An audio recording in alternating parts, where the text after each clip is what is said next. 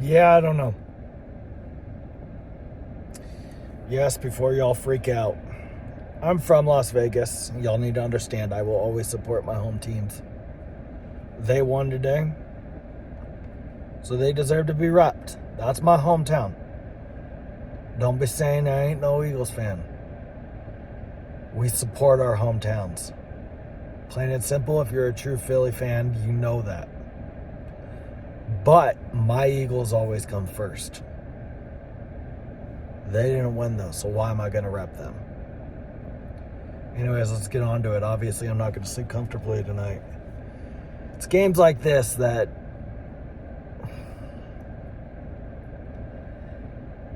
we should never lose that way. The reason the 72 Dolphins are the only undefeated team is because they never beat themselves.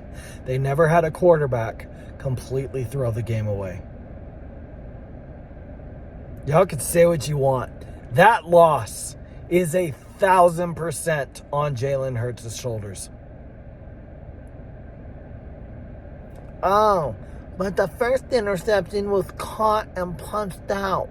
Yes, it was. He still threw it to a guy that was under duress. The second one, his arm was hit. He had Dallas Goedert wide open in the middle of the field and waited and waited and waited until the defense was right on top of him to throw it. Hit your wide open guy. That's on Hurts too. Check the tape. Goddard's wide open. No one is within 20 yards.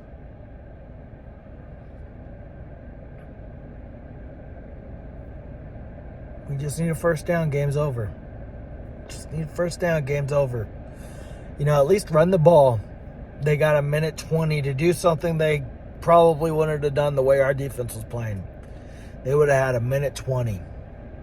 I understand that Brian Johnson's an idiot for calling a pass. At least I don't think Jalen Hurts changed the play. Jalen Hurts chose to still go through with it. Not a single analytic says throw on 3rd and 9 when all you need is to run the clock down and then get a defensive stop. The Jets were not going to move down the field and get a last-second field goal. Wasn't happening. Jalen Hurts stared right at the defender and threw it right into his chest. These are mistakes that the amount of money he makes should never happen that many times in a game. It's okay to have it happen throughout a season. It is not okay to happen in a single game against an inferior opponent to hand them the game. I'm not upset we lost. Who cares? We're 5-1. We're in first place. Who cares? We're not the freaking Cowboys who are playing for their lives tomorrow against the Chargers. No matter what happened, we're still in the lead in our division. I honestly think we shouldn't have played as hard as we did, risking those dang injuries. The amount of people we lost is absurd. What angers me is now the media gets to ignore the fact the Niners lost. And yes, I'm a guy that cares what the media says because I want my cake. I want my cake. We're the best team in the league, dang it. But we are so beat up after this game that it's amazing we lost by 6 points. Losing Lane Johnson, and it shouldn't have this effect, but losing Lane Johnson, once it happened, yet again, we don't score a single point on offense. Happens every single time we lose him. We don't score again. For whatever reason, the Eagles, since drafting Lane Johnson, cannot survive without Lane Johnson. He is easily the MVP. He will never get that respect because the so-called analysts and experts don't understand what an actual valuable player means. They just go off of shininess. Hence, Aaron Rodgers having 4 undeserved MVPs. I said it. Driscoll can just go bye-bye. I think Driscoll should shove Kenneth Gainbad into his suitcase. Drag Quez Watkins out by the ear. Get in a car, drive away, and never be seen again. Go dig yourself 3 graves. Put those other 2 in them, and just bye. Don't care. Give us room for someone that can actually back up right tackles. Guys, it's frustrating because we had all that happen, and Jalen Hurts still lost us that game.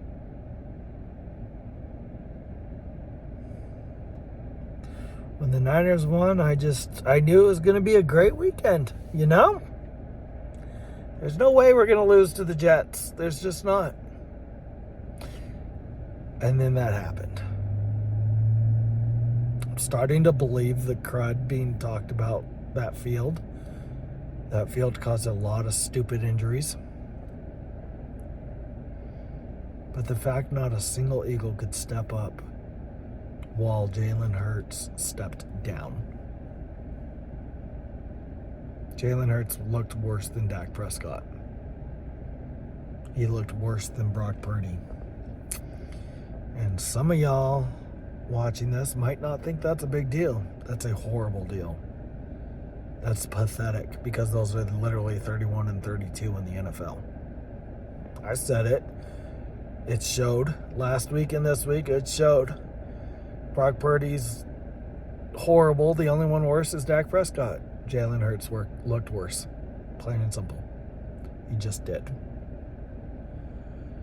But Kenneth Gainbad to drop that 3rd down pass on the sideline when it hit him in the chest and the game was on the line.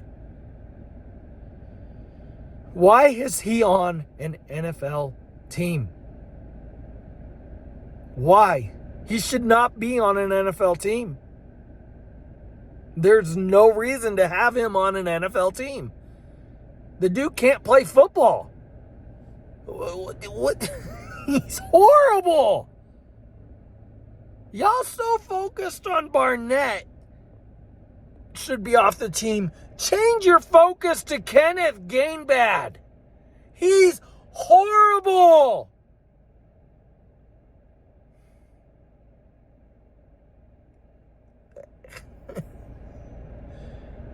Every week he's been the worst player on the field. Every single week. And do you realize the teams we've played? Do you realize how much that says? He is the worst player on the field. And it hurt us again. He's worse than Aguilar ever was. He's worse than Arcega-Whiteside ever was. He's worse than Rager ever was. Why is he on our team? Get him out. Package him up with Driscoll and Quez Watkins and get that Jeremy Chin guy. How did we lose that game? Oh, yeah, Jalen Hurts. That's right. Look, I'm a huge fan of Jalen Hurts. I am. But I don't ever want to see that crap again. That's not acceptable. That looked like Carson Wentz's when he was in his downfall. When I knew that it was time to get rid of Carson Wentz. Which was right after he got paid. I still love Jalen Hurts. I still want him on our team. But if that becomes a habit, which I don't think it will, so don't get me wrong, I don't think it will, but I am saying if it becomes a habit, goodbye. And hopefully we can get out of it on the early end of the habit so that we can actually trade him away instead of eating his money. But I think he'll recover. I think he'll be just fine.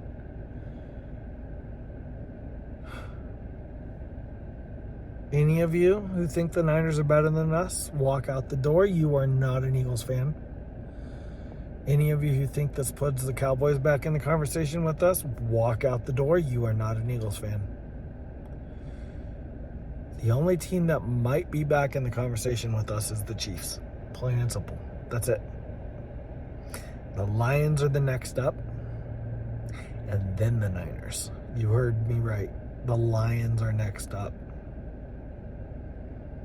They are so much better than the Niners. Gosh, that would be an amazing matchup to watch right now. Instead, we have a garbage Bills playing a garbage Giants. Yeah, no, I'm good. I ain't watching that crud. I ain't listening to the commentators talk about our team when they don't know football at all. The only thing that should be said about the Eagles is Jalen Hurts had a bad game through the game away during what was already a trap game. And the blemish that happens on every Super Bowl winning team's season happened for the Eagles. They should keep their mouth shut and wait until the matchups happen. And then that's when we can talk about who's better between the Eagles and Niners on TV. Until then, keep your mouth shut. And the Eagles will once again prove everyone wrong and destroy the Niners. I got 42-7. Seriously, people. Don't believe the haters this week. It's going to be everywhere. We beat ourselves. The Niners lost. That's the difference. The Niners lost to the Browns, who didn't even have their quarterback. And the Niners still couldn't win. The refs were helping them so bad. There was a point where replays are the only reason the refs had to stand down on their horrible cheating calls, because they got caught on replay twice trying to give the Niners the game. Congrats to my wife's team, the Rams. They're 3-3, like I said they would be. Which, again, improves the heck out of the opponent win-loss record that we've faced. Stretching our lead even more on strength and schedule over the other two 5-1 teams. But nobody talks about that. No, they just talk about who's blowing each other out. Even though every time you get blown out, you lose the next week. But whatever. Guys, I told you though, even when I'm not sleeping comfy in a onesie, I'm still posting these videos. So here's to next week. Here's to surviving this week of having to listen to just stupid idiots ignore the Niners' downfall and only talk about ours. Fly Eagles flying. Super Bowl 58, here we come. Later.